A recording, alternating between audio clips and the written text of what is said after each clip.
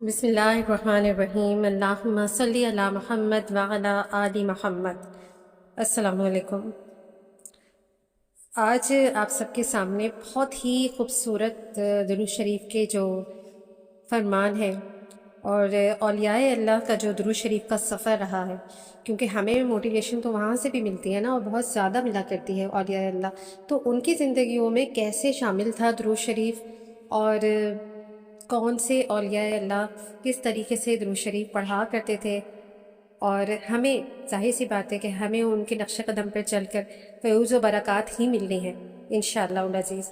تو آج کچھ اسی سلسلے کی ایک کڑی ہے یہ ویڈیو، خود بھی سنیے گا اور دوسروں کو بھی شیئر کیجیے گا تاکہ سب لوگ موٹیویٹ ہو سکیں، کیا پتہ کسی اور کا درود شریف پڑھا ہوا آپ کو زیادہ فیض پہنچا سکے انشاءاللہ العزیز۔ کیونکہ آپ یہ یقین کریں کہ درود شریف کی جو برکات ہیں نا، جن کے بارے میں آپ کو ابھی بتانے جا رہی ہوں، وہ اتنی خوبصورت ہے، اتنی پیاری ہیں کہ جان کر آپ کے ایمان کی حرارت میں اضافہ ہی کریں گی اور برکتیں سمیٹیں گے آپ انشاءاللہ۔ کروڑوں اربوں فرشتے ہیں جو اس خدمت پر مامور ہیں کہ وہ ہر پل درود شریف کا ورد کر رہے ہیں۔ شمار سے باہر فرشتے ہیں جو روزانہ مدینے میں آپ صلی اللہ علیہ وآلہ وسلم کے روزے پر حاضری دیتے ہیں، درود شریف کا تحفہ پیش کرتے، اور شام کو پھر دوسری جماعت آ جاتی ہے جو 24 گھنٹے فرشتے حاضر ہو رہے ہیں اور آپ صلی اللہ علیہ وآلہ وسلم کی خدمت میں درود شریف کا تحفہ پیش کر رہے ہیں۔ اب فرشتوں کی تعداد اس قدر ہے کہ ایک فرشتہ جسے رسول خدا صلی اللہ علیہ وآلہ وسلم پر حاضری کا شرف ملا، ایک بار شرف ملا تو قیامت تک اس کی باری دوبارہ نہیں آئے گی۔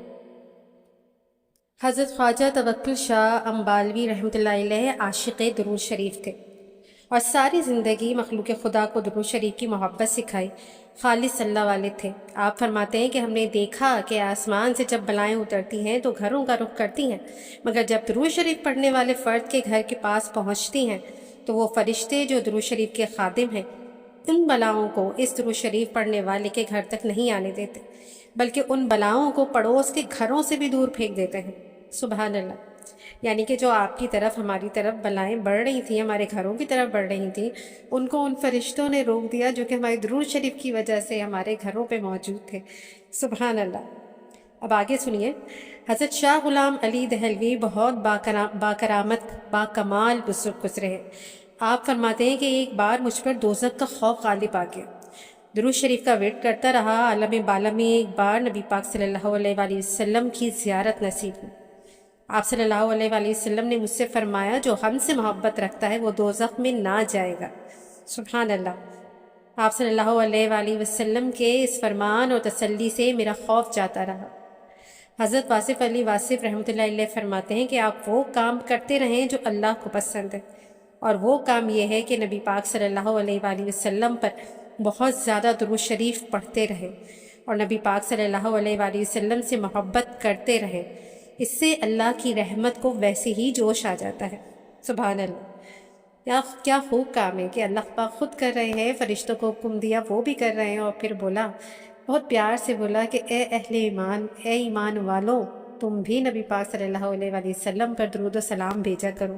اور اگر ہم اس حکم کی تعمیل کریں، یہ سوچے کریں کہ یہ تو اللہ پاک کی سنت ہے، یہ تو فرشتوں کی سنت ہے، اور قرآن پاک کے حکم کی تعمیل بھی ہو رہی ہے، نبی پاک صلی اللہ علیہ وآلہ وسلم سے محبت کا اظہار بھی ہو رہا ہے، اقرار بھی ہو رہا ہے، تو پھر کیا ہی کہنے، تو کیفیت بدلے گی نا، دل جھوم کے پڑے گا صلی اللہ علیہ وآلہ وسلم۔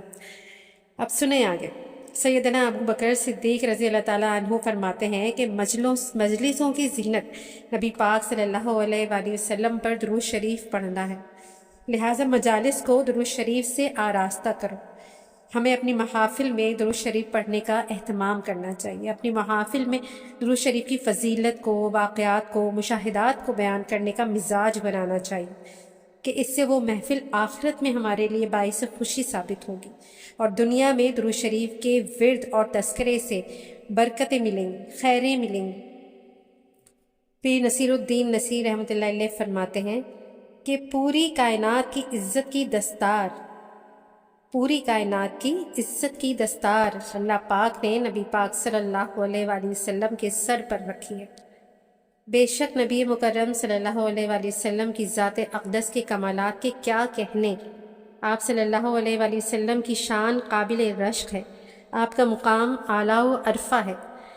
علامہ احمد ابن المبارک اپنی کتاب البریز میں فرماتے ہیں کہ میں نے اپنے استاد گرامی سید عبدالعزیز باغ رحمۃ اللہ علیہ سے سنا کہ ہر مومن کا درود شریف قطعی طور پر مقبول ہے، اور اس بات میں ذرہ بھر شک نہیں کہ رسول پاک صلی اللہ علیہ وآلہ وسلم درود بھیجنا، ان پر درود بھیجنا افضل الاعمال ہے۔ حضرت خواجہ توکل شاہ امبالوی رحمۃ اللہ علیہ ہر شخص کو درود شریف کی کثرت کے لیے فرمایا کرتے تھے، اور درود شریف کی کثرت پر خوش ہوتے تھے، اور فرماتے تھے کہ اس سے روح رسول اللہ صلی اللہ علیہ وآلہ وسلم کی طرف سے پڑھنے والے کی روحانی پرورش شروع ہو جاتی ہے۔ درود شریف کی برکات تو زندگیوں میں ایسے آتی ہیں کہ عقدے کھلتے ہیں، راہیں واضح ہوتی ہیں، رہنمائی ملتی ہے، الجھنیں سلجھنے لگتی ہیں، مسائل حل ہونے لگتے ہیں، دعائیں قبول ہونے لگتی ہیں۔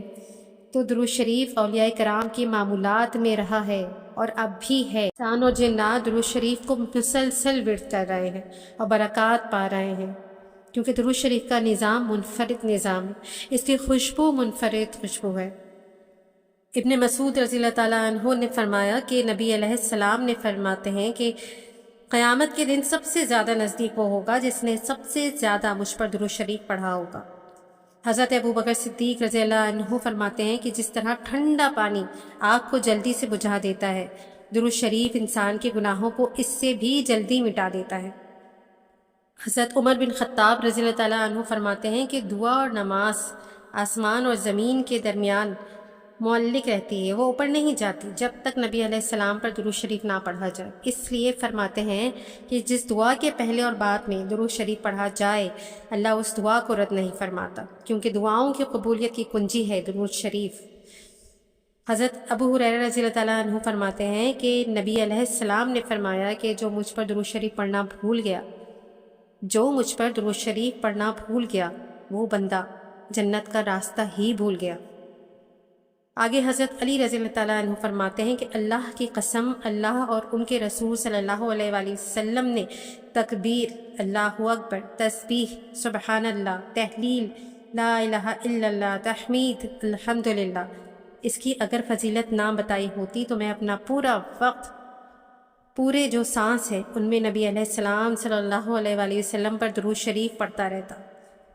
جب نبی علیہ السلام کا نام نامی اسم گرامی آئے نا تو کم سے کم صلی اللہ علیہ وآلہ وسلم ضرور پڑھنا چاہیے، اور اگر لکھا ہوا آپ لکھیں آپ صلی اللہ علیہ وآلہ وسلم کا نام تو پھر آپ صلی اللہ علیہ وآلہ وسلم لکھنا چاہیے، کیونکہ نبی علیہ السلام فرماتے ہیں کہ جس نے کتاب میں میرے نام کے ساتھ درود شریف لکھا، جب تک اس کاغذ پر میرا نام لکھا رہے گا فرشتے اس بندے کے لیے استغفار کرتے رہیں گے۔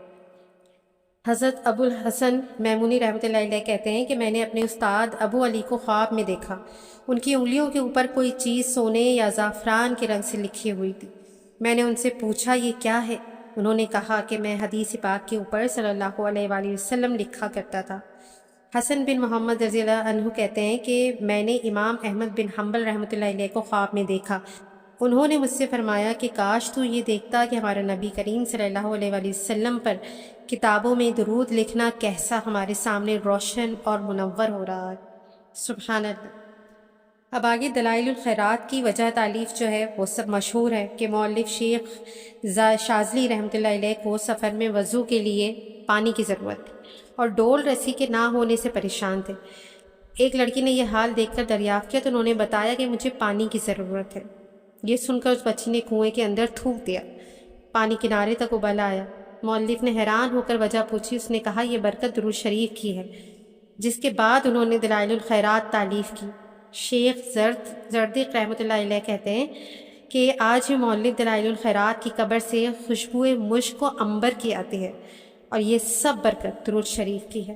تو آپ سب کو پھر سے ایک دعوت دوں گی کہ درود شریف خود بھی پڑھیں اور دوسروں کو بھی اس کی دعوت دیں، درود شریف خود بھی لکھیں اور دوسروں کو بھی اس کی دعوت دیں، کیونکہ وہ نور جو ہمیں درود شریف سے ملے وہ اکیلے ہم اپنی زندگی کو منور نہیں کریں، بلکہ تمام لوگوں کی زندگیوں کو منور کرنے کا سبب بنے۔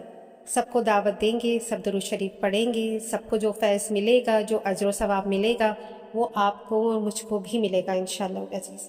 ہو سکتا ہے وہ ہم سے زیادہ پڑھنے والا ہو سکتا ہے وہ ہم سے زیادہ توجہ، ادب اور دھیان سے، محبت سے پڑھنے والا ہو، تو پھر کیا ہی کہیں۔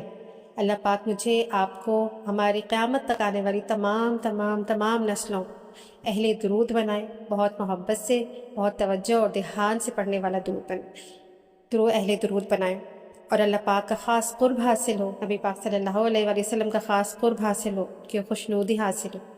اللہ پاک ہم پر اپنا رحم و کرم جاری و ساری رکھے تا قیامت۔ آمین ثم آمین۔ جزاک اللہ خیر۔ اللہ حافظ۔